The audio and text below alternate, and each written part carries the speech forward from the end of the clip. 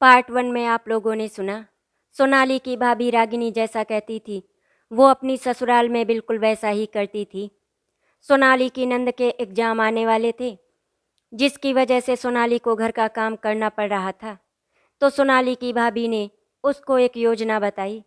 सोनाली ने अपनी नंद कनिका के चरित्र पर दाग लगा दिया, जिसकी वजह से उसके भाई ने कनिका का स्कूल जाना बंद करा दिया और कमरे में कैद कर दिया। अब कनिका किसी से बात नहीं करती थी, वो शांत रहने लगी। तो सोनाली ने एक दिन पूछा, क्या हुआ कनिका, तुम मुझसे बात क्यों नहीं करती? भाभी, मैं आपसे क्या ही बात करूं? आपने मेरे चरित्र को दागदार बना दिया। जो गुनाह मैंने किया ही नहीं, मुझे उसकी सजा मिली। कनिका ने अपनी भाभी को पलट कर जवाब दे दिया था, जिसकी वजह से सोनाली ने कहा कि अब घर में या तो कनिका रहेगी या फिर वो। आइए सुनते हैं अब आगे की कहानी। सोनाली की सास अनामिका जी बोली, बहू, कनिका अभी बच्ची है, पेपर नहीं दे सकी, इसीलिए बहुत परेशान है। तुम तो समझदार हो बहू, और फिर कनिका कहाँ जाएगी? इसका कोई दूसरा घर भी तो नहीं है। अनामिका जी ने सोनाली को समझाते हुए कहा, मम्मी जी, ये कोई बच्ची नहीं है, 17 साल की हो गई है, और मैं भी तो अभी सिर्फ 22 साल की हूँ, कोई बूढ़ी नहीं हो गई। इतना बोलकर सोनाली वहाँ से चली गई। पूरा दिन वो कमरे से बाहर नहीं निकली। रात को जब कार्तिक घर आया तो उसने अनामिका जी से पूछा, मम्मी सोनाली नहीं दिखाई दे रही, कहीं बाहर गई है क्या? नहीं बेटा, सुबह से नाश्ता करके वो अपने कमरे में बैठी है। मैंने दोपहर में उसको खाने के लिए कहा तो उसने कहा कि वो खाना नहीं खाएगी। कार्तिक ने सोचा शायद उसकी तबीयत खराब होगी, इसीलिए वो रूम में चला गया। कार्तिक जैसे ही रूम में पहुंचा, सोनाली ने शिकायतों का भंडारा लगा दिया और रोते हुए बोली, मुझे मार दो कार्तिक, तुम्हारी मम्मी और कनिका मुझे दिन भर ताने मारती रहती हैं। कार्तिक, अब मुझसे और सहन नहीं होगा। पता नहीं वो कौन सी मनहूस घड़ी थी जब मैं तुम्हारे खानदान की बहू बनकर आई। पता नहीं मेरा भाग्य इतना खराब कैसे हो गया। मेरी तो जिंदगी ही नर्क बना दी तुम्हारे इस परिवार ने। सोनाली, आखिर ऐसा क्या हो गया जो तुम इस तरह से बात कर रही हो? कनिका और मम्मी जी ने कुछ कहा है क्या? कनिका, अगर उन्होंने कुछ कहा भी है तो उनकी बातों का बुरा नहीं मानते। सोनाली जोर जोर से रोने लगी और बोली, कार्तिक आप ही बताओ, उस दिन जो मैंने अपनी आंखों से देखा, वो घर में आकर मैंने बोल दिया, तो इसमें मैंने क्या गलत कर दिया? आखिर तुम्हारी इज्जत अब मेरी भी तो इज्जत है। बस उसी बात को लेकर मम्मी जी और कनिका मुझे दिन भर ताने देती रहती हैं। सोनाली कार्तिक के कंधे पर अपना सर रखकर रोने लगी। कार्तिक को बहुत ज़्यादा गुस्सा आ गया था और वो बाहर गया। मम्मी मम्मी करके जोर जोर से चिल्लाने लगा। क्या हुआ कार्तिक बेटा, इस तरह से क्यों चिल्ला रहे हो? तभी वहाँ पर अपनी मम्मी के पीछे कनिका भी आ जाती है। मम्मी, सोनाली ने कनिका की सच्चाई बताकर क्या कुछ गलत किया है जिसकी वजह से आप उसे दिन भर सुनाती रहती हैं? भगवान ना करे कभी ऐसा हो, अगर ये लड़की कहीं किसी लड़के के साथ भाग जाती तो फिर हमारा क्या होता? आपने कभी इस बारे में सोचा है? बेचारी सोनाली को आप दोनों मिलकर हमेशा ताना मारती रहती हैं। कार्तिक बेटा, ये तू कैसी बातें कर रहा है? मैंने तो बहू से कुछ भी नहीं कहा। और रहा सवाल मेरी बेटी कनिका का, तो मुझे मेरी कनिका पर पूरा भरोसा है। मैंने उसका पालन पोषण बहुत अच्छे से किया है। वो कभी कुछ भी गलत नहीं कर सकती। मेरी बेटी का चरित्र बहुत अच्छा है, कोई भी उस पर दाग नहीं लगा सकता। देख लेना कार्तिक बेटा, एक ना एक दिन मेरी बेटी कनिका को इंसाफ जरूर मिलेगा। सोनाली कार्तिक को देखकर तंज कसते हुए बोली, देख रहे हो कार्तिक, अब मम्मी जी भी कितना बोलने लगी है। मेरी बात मानो, जल्द से जल्द कनिका की कहीं शादी कर दो। लेकिन सोनाली, इतनी जल्दी रिश्ता हम कहाँ से लाएंगे? कार्तिक, मेरे जानने में एक बहुत अच्छा रिश्ता है, अगर तुम कहो तो मैं आगे बात चलाऊं। सोनाली ने कार्तिक को बहुत समझाया तो कार्तिक बोला, मैं मम्मी से इस बारे में बात कर लेता हूँ, फिर आगे देखेंगे क्या करना है। सोनाली को कनिका की शादी की बहुत जल्दी थी, तो उसने कार्तिक से कहा, कि वो मम्मी के कमरे में जाकर अभी उनसे बात करे। कार्तिक उठकर मम्मी के कमरे में चला गया। मम्मी, आपकी तबीयत ठीक है? कार्तिक ने मम्मी के पास बिस्तर पर बैठकर कहा, हाँ बेटा, मेरी तबीयत ठीक है, बस थोड़ा सा पैरों में दर्द है। मम्मी, मैं आपसे बहुत ज़रूरी बात करना चाहता हूँ, कनिका के रिश्ते के बारे में। अगर आप चाहें तो एक बार लड़का देख ले। नहीं कार्तिक बेटा, मैं अभी कनिका की शादी नहीं करना चाहती। वो सिर्फ 17 साल की है और इतनी जल्दी मैं उसकी शादी नहीं करूँगी। ठीक है मम्मी, जैसी आपकी मर्जी, बोलकर कार्तिक वहाँ से चला गया। कार्तिक अपने कमरे में आकर बैठ गया। सोनाली को मम्मी के जवाब का इंतजार था, इसीलिए कार्तिक के आते ही सोनाली ने उनसे पूछा, क्या हुआ कार्तिक, मम्मी ने क्या कहा? सोनाली, मम्मी ने मना कर दिया, अब आगे कुछ भी मत बोलना और एक कप मेरे लिए चाय बना कर ले आओ। सोनाली का मूड बिल्कुल खराब हो गया था, लेकिन वो सोच रही थी कि कैसे भी करके वो आने वाले 8 दिनों के अंदर कनिका की शादी करवा देगी। सोनाली हर हाल में अपने मकसद को पूरा करना चाहती थी, इसीलिए वो कार्तिक से बोली, कार्तिक, आप अपनी मम्मी से बात करो कि भले ही शादी मत करना, लेकिन एक बार कनिका और रोहन को मिला दिया जाए। रोहन जी बहुत ही सुलझे हुए इंसान हैं। वो डिग्री कॉलेज में प्रोफेसर हैं। 1 लाख से ऊपर उनकी सैलरी है। कार्तिक को ये रिश्ता अच्छा लग रहा था। उसने एक बार फिर अपनी मम्मी से बात की, लेकिन इस बार भी उसकी मम्मी ने साफ मना कर दिया। दोपहर का वक्त था। सोनाली सोफे पर बैठकर मैगजीन पढ़ रही थी। अनामिका जी और कनिका किचन में खाना बना रही थी। राजवीर और कार्तिक दोनों ऑफिस के लिए निकल गए। सोनाली को एक बहुत अच्छा आइडिया आया था। अचानक उसने अपने पास रखा एक पेपर निकाला और बाहर का दरवाज़ा खोलकर खुद ही घर के बेल बजा दी। फिर खुद ही दरवाज़ा खोल दिया। उसके बाद दरवाज़ा बंद करके वो पेपर खोलकर पढ़ने लगी। पेपर पढ़ने के बाद वो चिल्ला चिल्ला कर रोने लगी, हे भगवान, ये कैसे दिन दिखा रहे हो हमें। कनिका और अनामिका जी ने जब सोनाली की आवाज़ सुनी तब भागकर बाहर आई और सोनाली से पूछा, क्या हुआ बहू, इस तरह से क्यों रो रही हो? कौन आया था दरवाजे पर? कुछ बोलो भी, क्या हुआ? मम्मी, आप मुझसे क्यों पूछ रही हो? अपनी कनिका से पूछो ना, इसने हमारी इज्जत को तार तार कर दिया। ये देखो, अभी दरवाजे पर एक लड़का ये देख कर गया है, वही लड़का जो उस दिन कनिका से कॉलेज में बात कर रहा था। देखो मम्मी, इसमें क्या क्या लिखा है। आज रात ये घर से भाग रही है अपने उसी आशिक के साथ। ये सब बोलकर सोनाली ने वो लेटर मम्मी को दे दिया। कनिका को समझ में नहीं आ रहा था कि आखिर हो क्या रहा है। ये लेटर कोई क्यों देकर गया है, जबकि वो उस लड़के को जानती भी नहीं है। अनामिका जी ने वो लेटर पढ़ा और कनिका की तरफ देखने लगी। अनामिका जी ने कनिका को जिस नज़र से देखा, उसका दिल कुछ पल के लिए धड़कना बंद हो गया, क्योंकि अनामिका जी उसको शक भरी निगाहों से देख रही थी। मम्मी, मैं आपकी कसम खाकर कहती हूँ, मैं उस लड़के को नहीं जानती। ये सब क्या हो रहा है मुझे नहीं पता। एक आप ही तो हैं जो मुझ पर यकीन करती हैं।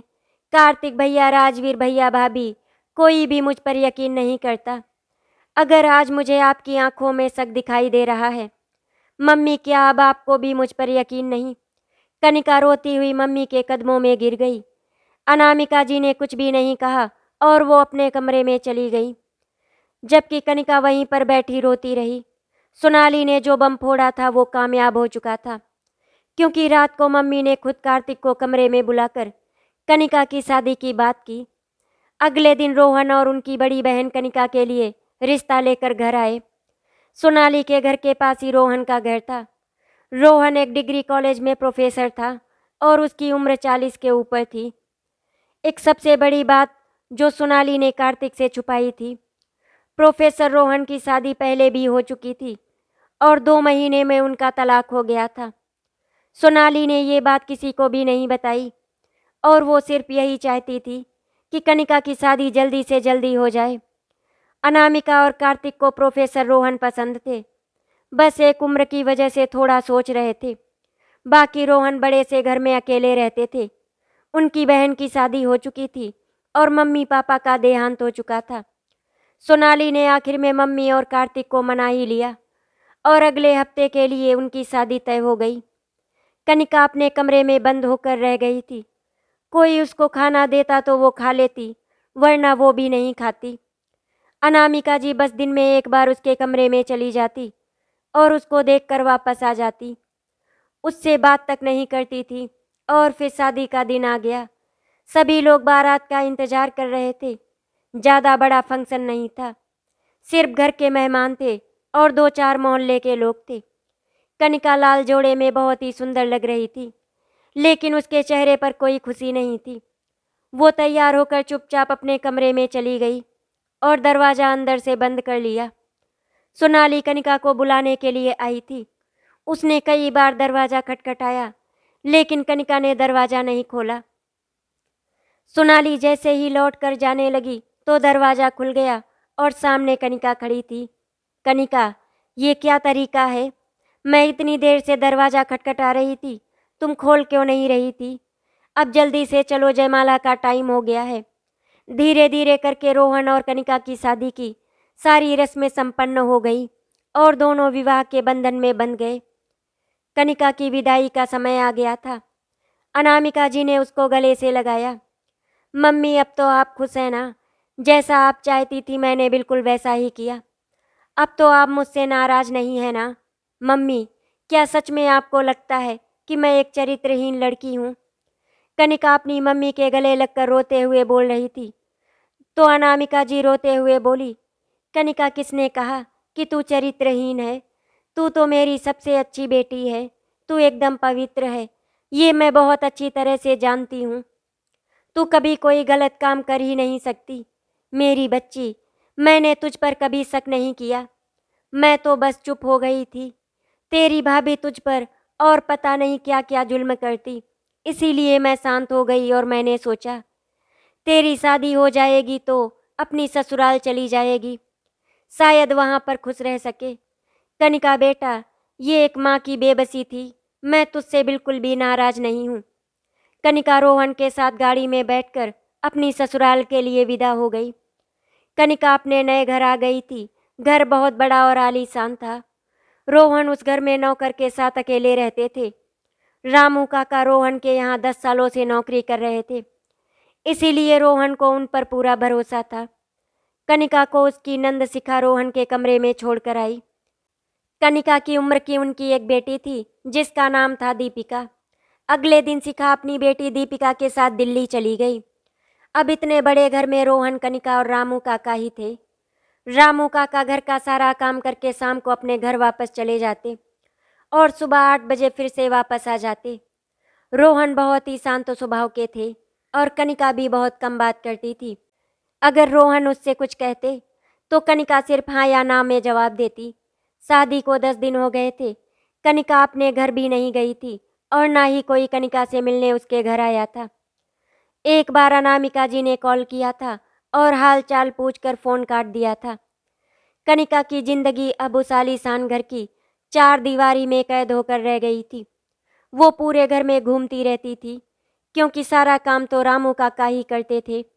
खाना बनाने से लेकर बर्तन झाड़ू पोछा सब काम वही करते थे। एक दिन सुबह सुबह रामू काका रोहन के पास आए और बोले, गांव में उनकी पत्नी का देहांत हो गया है, इसीलिए 15 दिन के लिए वो गांव जा रहे हैं। रोहन ने कनिका से कहा कि रामू काका घर चले गए हैं, इसीलिए अब कोई दूसरा नौकर देखना पड़ेगा, क्योंकि 15 दिन घर का काम कैसे होगा। कनिका मुस्कुरा कर बोली, रोहन जी, मैं हूं ना, मैं सारा काम कर लूँगी, आप बिल्कुल भी चिंता मत करो। कनिका उठकर किचन में गई। पराठे, चाय और हलवा बनाकर डाइनिंग टेबल पर रख दिया। रोहन तैयार होकर आया और जब उसने नाश्ता खाना शुरू किया, वो बार बार कनिका को देख रहा था। कनिका डर गई कि कहीं कुछ गड़बड़ तो नहीं हो गई। रोहन ने जब कनिका को ऐसे देखा तो वो हंसने लगा। कनिका आज तक कभी ऐसा नाश्ता नहीं किया, सचमुच चाय, हलवा सब कुछ बहुत अच्छा है। थैंक्स, इतना अच्छा नाश्ता खिलाने के लिए। इतना बोलकर रोहन कॉलेज चला गया।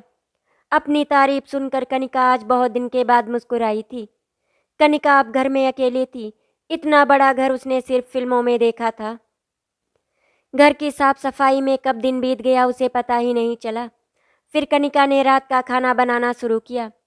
किचन में बहुत सारा राशन रखा हुआ था, इसीलिए उसको मार्केट भी नहीं जाना था। कनिका ने पनीर मिक्स वेज रायता और मीठे में खीर बना ली थी। अब इंतजार था तो सिर्फ रोहन के आने का। रोहन कॉलेज से लेट आता था क्योंकि वो कुछ बच्चों को कोचिंग भी देता था, इसीलिए वो करीब शाम को 7 बजे घर आता था। कनिका को रोहन पहले थोड़ा गुस्सैल सख्त लगता था, लेकिन पता नहीं कैसे कनिका को अब रोहन अच्छा लगने लगा। कनिका को अपनी मम्मी की बहुत याद आ रही थी और अभी रोहन के आने में भी देरी थी, इसीलिए उसने घर पर कॉल किया। कॉल उसकी भाभी ने उठाया। हेलो भाभी, कैसी हैं आप? क्या हुआ कनिका, तुमने कॉल क्यों किया? मैं अभी बहुत बिजी हूँ और मम्मी तुमसे बात नहीं करना चाहती। इतना बोलकर भाभी ने फ़ोन काट दिया। कनिका के एक हाथ में मोबाइल था और दूसरे हाथ से वो अपने आंसू पोंछ रही थी, जो लगातार उसकी आंखों से बह रहे थे। अचानक दरवाजे पर दस्तक हुई और कनिका ने सामने देखा तो रोहन उसकी ओर देखकर मुस्कुरा रहे थे। अरे आप तो 7 बजे आते हैं, आज इतनी जल्दी कैसे? कनिका ने चौंक कर कहा। हाँ, मैं 7 बजे आता हूँ, लेकिन आज हमें अपनी बीबी की याद आई और हम जल्दी आ गए। क्यों, आपको बुरा लगा क्या? नहीं नहीं, ऐसी बात नहीं है। आप बैठो, मैं आपके लिए पानी लाती हूँ बोलकर कनिका किचन में चली गई। पानी का ग्लास रोहन को देकर कनिका उसके सामने सोफे पर बैठ गई। रोहन कनिका को बहुत ध्यान से देख रहा था और फिर बोला, क्या बात है कनिका, आपकी तबीयत ठीक नहीं है क्या? या घर में बोर हो गई पूरे दिन? नहीं रोहन जी, मेरी तबीयत ठीक है, वो बस थोड़ा सा थक गई हूँ, बहुत दिन बाद काम किया है इसीलिए। अच्छा, फिर जब मैं आया था तब तुम्हारी आंखों में आंसू क्यों थे? उसकी बात सुनकर कनिका चुप हो गई और रोहन को देखने लगी। रोहन आगे आया और कनिका के पास सोफे पर बैठ गया। रोहन ने उसका हाथ अपने हाथों में लेकर कहा, देखो कनिका, तुम उम्र में मुझसे बहुत छोटी हो। मुझे नहीं पता तुम्हारे घर वालों ने मुझसे तुम्हारी शादी क्यों की। तुम देखने में भी अच्छी हो, फिर घर में इकलौती थी, ऐसी क्या मजबूरी थी? कनिका को उम्मीद नहीं थी कि ये सवाल एकदम से उसके सामने आ जाएगा। वो फूट फूट कर रोने लगी। रोहन ने सोचा भी नहीं था कि उसके इस सवाल पर कनिका इस तरह से रोने लग जाएगी। वो चुपचाप कनिका को रोता हुआ देखने लगा। कनिका करीब 10 मिनट तक रोती रही, फिर रोहन को देखने लगी और बोली, रोहन जी, मेरे पापा का सपना था कि मैं एक अच्छी डॉक्टर बनूं और मैं इसी इरादे से दिल लगाकर पढ़ाई करती थी। हाई स्कूल में मेरे 95% नंबर आए थे। अब इंटर का एग्ज़ाम था। एग्ज़ाम से पहले भाभी ने मुझ पर एक बहुत ही घटिया इल्ज़ाम लगा दिया। जिस लड़के को मैं जानती तक नहीं थी, उस लड़के के साथ मेरे इश्क की झूठी अफवाह फैलाई और मुझे मेरे ही घर वालों की नज़रों में गिरा दिया। और फिर उसके बाद आपसे मेरी शादी हो गई। मैंने अभी मम्मी से बात करने के लिए घर पर फ़ोन किया था, लेकिन भाभी ने मम्मी से मेरी बात नहीं कराई और फ़ोन काट दिया। रोहन चुपचाप कनिका की आंखों में देख रहा था और उसकी आंखों में उसकी बेगुनाही साफ दिखाई दे रही थी। रोहन ने एक बार फिर कनिका का हाथ पकड़ा और बोला, कनिका, तुम्हारी भाभी सोनाली को मैं बहुत अच्छे से जानता हूँ। खैर, वो बातें मैं बाद में करूँगा। फ़िलहाल मैं तुम्हें ये बोल दूँ कि अब तुम्हारी शादी हो गई है। अब मैं तुम्हारा पति हूँ। मैं चाहता हूँ कि तुम आगे की पढ़ाई करो और एक बहुत अच्छी डॉक्टर बनो। तुम्हारे पापा का सपना था, वो मैं पूरा करूँगा। तुम्हें आगे पढ़ाऊँगा। तुम फिक्र मत करो और अपनी लाइफ खुलकर जियो। मैं तुम्हारा दोस्त बनकर तुम्हें हौसला दूंगा। अच्छा सुनो, बहुत तेज भूख लगी है, चलो खाना खाते हैं। कनिका का हाथ पकड़कर वो डाइनिंग टेबल पर रखे खाने को खोलकर देखने लगा और हंसता हुआ बोला, वाह, सारा खाना मेरी पसंद का बना हुआ है। कनिका, आज तो मैं पूरा खाना खा जाऊंगा, तुम्हें भी नहीं खाने दूंगा। कनिका ये बात सुनकर दांत निकालकर हंसने लगी। शायद 1 महीने बाद किसी बात पर इतना हंसी थी। इधर अनामिका जी ने सोनाली से कहा, सोनाली बहू, जरा कनिका का नंबर तो मिला कर दो, बहुत दिन हो गए उससे बात नहीं हुई। मम्मी जी, आप भी ना बिना वजह किसी बात के क्यों कॉल कर रही हैं? ऐसे ससुराल में कॉल नहीं करते। आप इतनी समझदार हो फिर भी। सोनाली अपना मोबाइल लेकर अपने कमरे में चली गई और फ़ोन पर अपनी भाभी से बातें करने लगी। बेचारी अनामिका जी अपनी बेटी से बात करने के लिए तरस रही थी। शाम को जब कार्तिक घर आया तब अनामिका जी ने कार्तिक से कहा कि कॉल करनी है कनिका को। बेटा, कनिका को पग फेरे की रस्म के लिए बुलाना है। मैंने कितनी बार बहू से कहा और तुमसे भी, लेकिन तुम लोग मेरी बात सुनते ही नहीं हो। कार्तिक ने ऐसा बोल दिया कि उसका उसकी बहन कनिका से अब जिंदगी भर का रिश्ता खत्म हो चुका है। ये सब तो आपने ही कहा था ना। एक मिनट मम्मी, मैं भला अपनी सगी छोटी बहन से रिश्ता क्यों खत्म करूं? मैंने जिस आदमी से कहा, मेरी बहन ने उसी से शादी कर ली और सोनाली ने मुझे सब कुछ बता दिया था कि आप कनिका से कोई रिश्ता नहीं रखना चाहती। आपको नहीं रखना है तो मत रखो, मैं तो रखूंगा अपनी बहन से रिश्ता। अनामिका जी को यकीन ही नहीं हो रहा था कि उनकी बहू ने कार्तिक से उनके बारे में ऐसा कहा। कार्तिक बेटा, मैं भला अपनी बेटी से कैसे रिश्ता खत्म कर सकती हूँ? मैंने बहू से कभी भी ऐसा कुछ नहीं कहा, बल्कि मैंने तो बहू से कई बार कहा कि कनिका को कुछ दिन के लिए घर बुला लेते हैं, लेकिन उसी ने हर बार मना कर दिया। हे भगवान, ये सोनाली बहू इस घर में कैसी आग लगा रही है। अनामिका जी ने सोनाली को आवाज़ लगाई। अनामिका जी की आवाज़ इतनी तेज थी कि सोनाली के हाथ से मोबाइल छूटकर नीचे गिर गया। सोनाली बहुत तेजी से कमरे से बाहर निकल कर आई।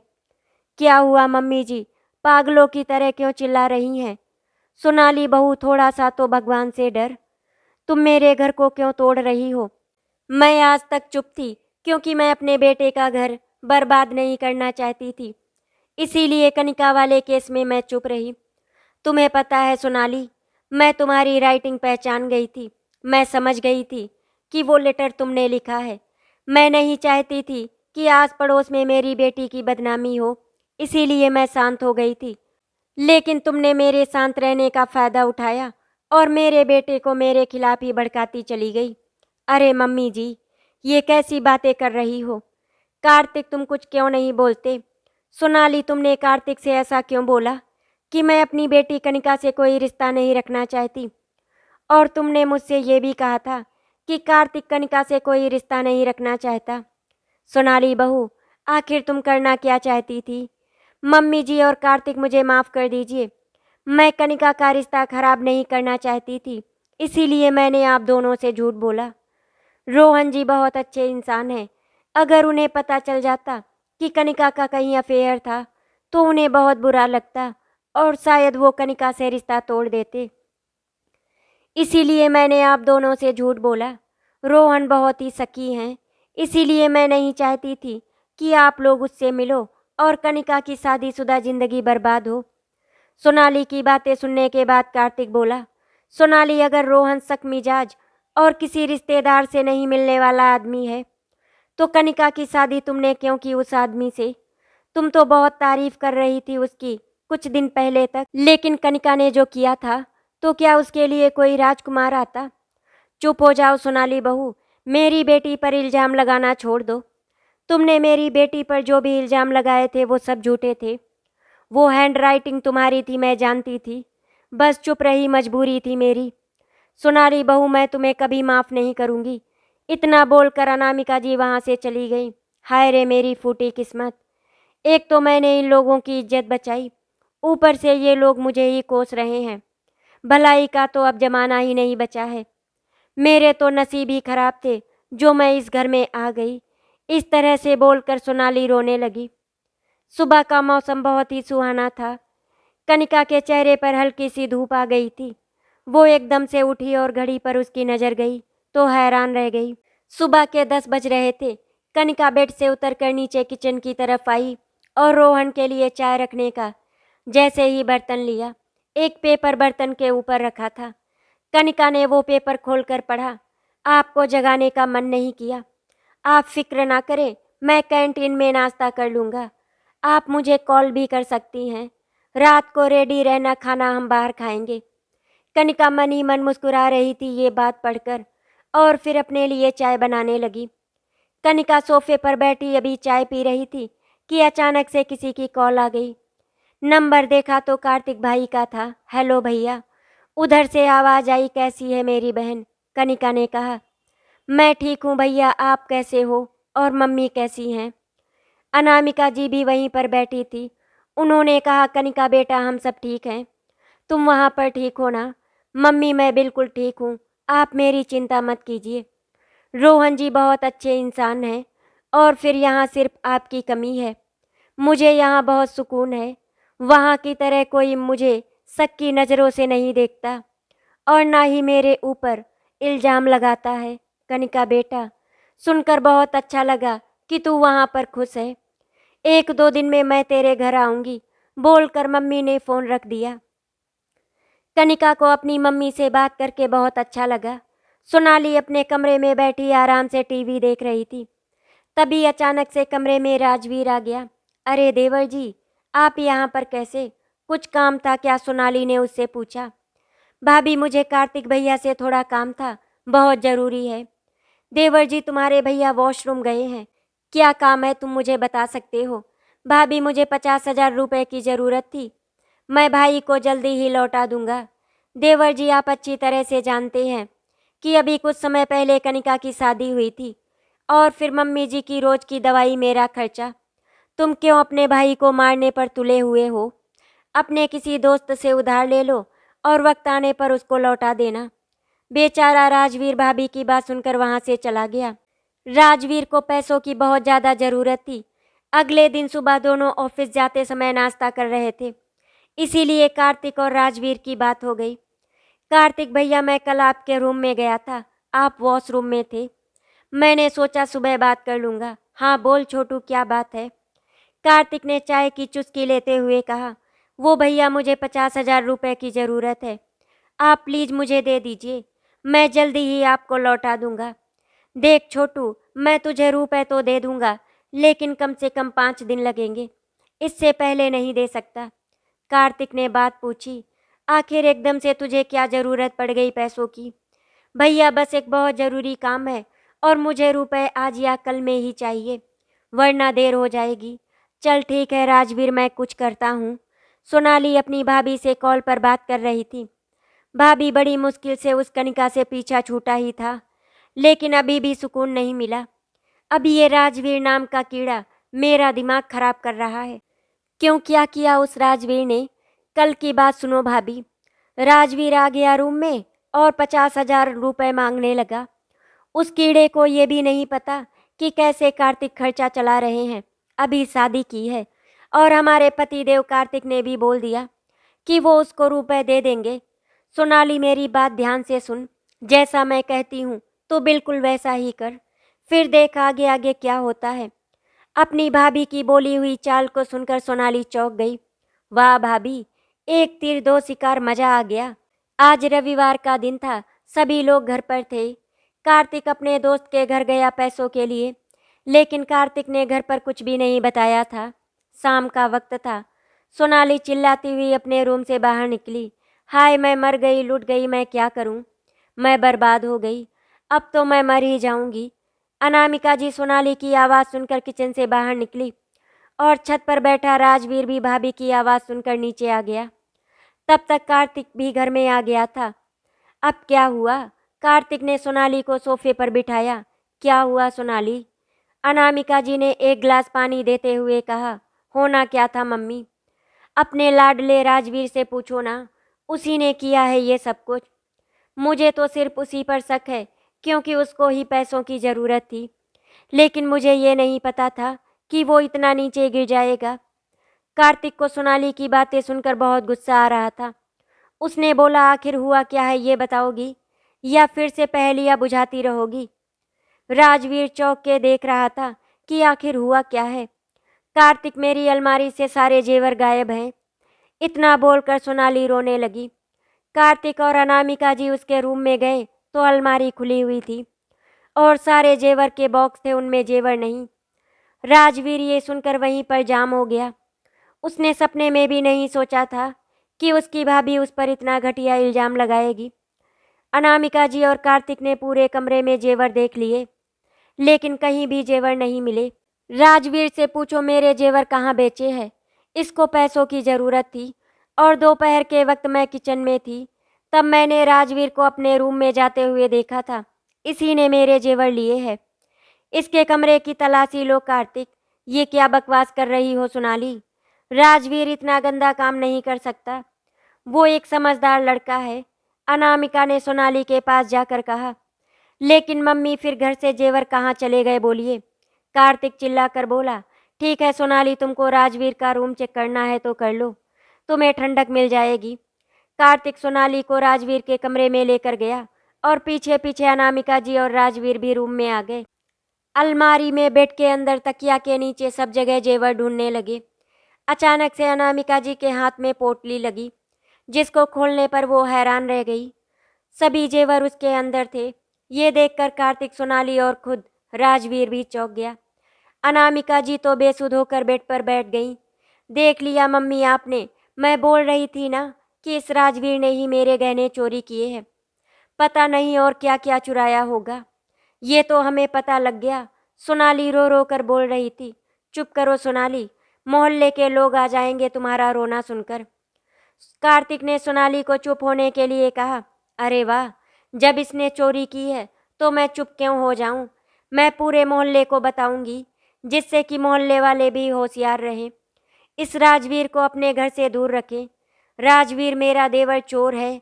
इसने मेरी अलमारी से सारे जेवर चुराए हैं। अनामिका अपने बेटे राजवीर के पास आई। राजवीर, मैं जानती हूँ मेरा बच्चा ऐसा गंदा काम नहीं कर सकता, लेकिन इस औरत ने ऐसी चाल चली है कि सारा इल्जाम तुम पर ही आए। मैं नहीं जानती ये ऐसा क्यों कर रही है, लेकिन ये जरूर कार्तिक और अपने आप को हमसे अलग करना चाहती है। जो आज ये मैं कर दूंगी, फिर उसकी मनहूसियत मेरे दोनों बच्चों पर कभी नहीं पड़ेगी। इतना बोलकर अनामिका जी अपने बेसुध खड़े राजवीर से लिपट गईं।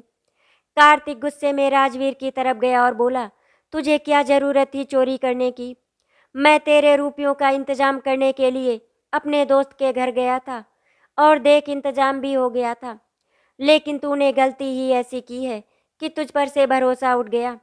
खबरदार कार्तिक, जो राजवीर पर इल्जाम लगाया तो। अनामिका जी ने चीख कर कहा। सोनाली पराये घर की है कोई बात नहीं, लेकिन तू तो अपने छोटे भाई को अच्छी तरह से जानता है। उसको तुम बचपन से जानते हो, वो ऐसा काम कभी नहीं कर सकता। मम्मी, मैंने भी दुनिया देखी है, और जब इंसान को पैसे की ज़रूरत होती है तो वो इंसान से शैतान बन जाता है। बस यही बात राजवीर के साथ हुई और इसी ने जेवर चुराए हैं। कार्तिक ने राजवीर की तरफ उंगली करके कहा। वाह बेटा वाह, बीवी के आते ही अपने रिश्तों से पलट गया। पहले इसने मेरी फूल जैसी बेटी पर घटिया इल्जाम लगाया और उसकी शादी कर दी। पढ़ाई रोक दी गई, उसका सपना सब कुछ टूट गया। फिर इस औरत ने मेरी बच्ची के घर आने पर पाबंदी कर दी, और अब मेरे छोटे बेटे पर इल्ज़ाम लगा दिया। पता नहीं क्या क्या करना चाहती है ये लड़की। इसको मेरे घर से अलग कर। कार्तिक, मैं एक मिनट भी इस औरत को अपने साथ नहीं रख सकती। तू इसको लेकर निकल मेरे घर से, अभी निकल जा। लेकिन मम्मी, मैं जाऊंगा कहाँ? इस घर के सिवा हमारे पास कोई घर भी तो नहीं है, और आप जानती हो मम्मी, मैं आपके बिना नहीं रह सकता। कार्तिक रोआसा होकर अपनी मम्मी से बोल रहा था। इतनी बेइज्जती के बाद भी कार्तिक, तुम इस औरत को मम्मी मम्मी बोल रहे हो? तुम जैसे आदमी से शादी करके मैंने अपनी ज़िंदगी नरक बना ली। अगर इतनी मोहब्बत थी अपनी मम्मी से तो इनके पल्लू में लटके रहते। शादी करने की क्या ज़रूरत थी? पता नहीं कौन सी मनहूस घड़ी थी जब मेरे भाई भाभी ने इस रिश्ते के लिए हाँ किया था। सोनाली चिल्लाकर बोल रही थी। उसकी आवाज़ पड़ोसी भी सुन रहे थे। वो तो दरवाज़ा बंद था, वरना पड़ोसी घर के अंदर आ जाते। इधर कार्तिक को भी गुस्सा आ गया था। वो सोनाली के ऊपर चिल्लाकर बोला, बस सोनाली, बहुत दिन से तुम्हारी ये वाली बात सुन रहा हूँ। अगर तुम्हें अपने भाई भाभी के घर ही रहना है तो क्योंकि उन्होंने तुम्हारी शादी हम जैसे गवार लोगों से। तुम हसीन हो, खूबसूरत हो, फिर तुम्हारी शादी अमीर और खूबसूरत लोगों में क्यों नहीं की? मैं बताता हूँ, क्योंकि तुम्हें बात करने की तमीज़ नहीं है। कार्तिक ने सोनाली के पास आकर कहा। हे भगवान, ये तीनों मिलकर मुझे कितना कुछ बोल रहे हैं। सोनाली समझ गई थी कि पड़ोसी दरवाजे पर खड़े हैं। मेरा नसीब देखो, मेरा पति मुझे मारता है, सास गाली देती है, और देवर मुझ पर बुरी नज़र रखता है। जब मैं कुछ बोलती हूँ तो तीनों मुझ पर बरस जाते हैं। नहीं नहीं मम्मी, मुझे मत मारो। सोनाली पागलों की तरह सारा सामान इधर उधर फेंकने लगी और अपनी आवाज़ निकालने लगी, जिससे कि पड़ोसियों को उस पर रहम आए। जबकि अनामिका, राजवीर और कार्तिक कुछ भी समझ नहीं पा रहे थे। आखिर सोनाली अपना दुपट्टा और अपने बाल फैलाकर दरवाजे की ओर भागी और दरवाज़ा खोलकर पड़ोसियों के पाँव में गिरकर बोली, आप लोग मुझे बचा लो, ये लोग मुझे मार डालेंगे, और बेहोश हो गई। मोहल्ले की औरतों ने सोनाली को चारों तरफ से घेर लिया था। कोई एक गिलास में पानी लेकर आया और सोनाली के मुंह पर डाल दिया। सोनाली तो बेहोश होने का नाटक कर रही थी, पानी पड़ते ही उठ गई। वहां पर खड़े लोगों ने अनामिका जी, कार्तिक और राजवीर की तरफ देखकर कहा, वाह अनामिका जी, अपनी बहू पर इतना अत्याचार। वैसे तो बहुत भली बनती हो और अपनी बहू पर अत्याचार करती हो। इतनी अच्छी बहू मिली है, उसकी कद्र करने की बजाय उस पर अत्याचार करती हो। अनामिका जी रोने लगी और बोली, मैंने ऐसा कुछ भी नहीं किया, मैं सिर्फ इसको समझा रही थी। मैंने हाथ नहीं उठाया, मैंने इसको नहीं मारा। भगवान जानता है मैं भला ऐसा क्यों करूँगी। तभी एक औरत ने कहा, देखो कितनी भोली बन रही है, हम बहुत देर से दरवाजे पर कान लगाकर खड़े हैं। तू इसको घर से निकाल रही थी और जब वो कुछ बोली तो तूने उसको मारा। वो बाहर की ओर अपनी जान बचाने के लिए भागी और बेहोश हो गई। हम कोई बेवकूफ़ नहीं है, सब सुन रहे थे। अनामिका, ज़्यादा सरी बनने की कोशिश मत करो। देख लो, आज दुनिया वालों ने तुम्हारी शराफत देख ली है। सोनाली बेटा, मैं तेरी माँ नहीं लेकिन माँ जैसी हूँ। मैं एक एनजीओ चलाती हूँ। अगर तू कहे तो हम पुलिस स्टेशन चलकर इन लोगों के खिलाफ रिपोर्ट लिखाएंगे और इन पर दहेज का केस लगा देंगे। नहीं नहीं आंटी, आप मेरा अच्छा सोच रही हैं, लेकिन मैं ऐसा कैसे कर सकती हूँ। देखो तो कितनी नेक दिल और प्यारी बच्ची है, फिर भी इन लोगों ने इसे इतना परेशान किया। अनामिका जी के घर का माहौल बहुत ज़्यादा खराब हो गया था। उनकी वर्षों की बनाई इज्जत की धज्जियाँ उड़ गई थी। मोहल्ले का कोई भी इंसान उनसे बात नहीं कर रहा था। सब लोग उसको मुजरिम की निगाह से देख रहे थे। बेचारी अनामिका जी बस एक घर में कैद होकर रह गई थी। सोनाली अपने भैया भाभी के घर आ चुकी थी। सोनाली की बुआ भी आ चुकी थी। वो भी एक एनजीओ से जुड़ी हुई थी। उसकी बुआ उसे पुलिस स्टेशन चलने को बोल रही थी, जिससे अनामिका, राजवीर और कार्तिक के ऊपर दहेज का केस लगाकर उनको अंदर करा सके। क्या अनामिका अपने बच्चों को जेल जाने से बचा पाएगी? जब कनिका को इस बात का पता चलेगा तो क्या होगा? क्या सोनाली की सच्चाई सबके सामने आ पाएगी? इन सभी सवालों के जवाब जानने के लिए हमारे चैनल को सब्सक्राइब करें और हमारी कहानी का अगला भाग जरूर सुनें। आशा करती हूँ आपको हमारी कहानी अच्छी लगी होगी। अगर आपको हमारी कहानी अच्छी लगी तो वीडियो को लाइक एंड शेयर करें, चैनल को सब्सक्राइब करें। वीडियो देखने के लिए आपका धन्यवाद।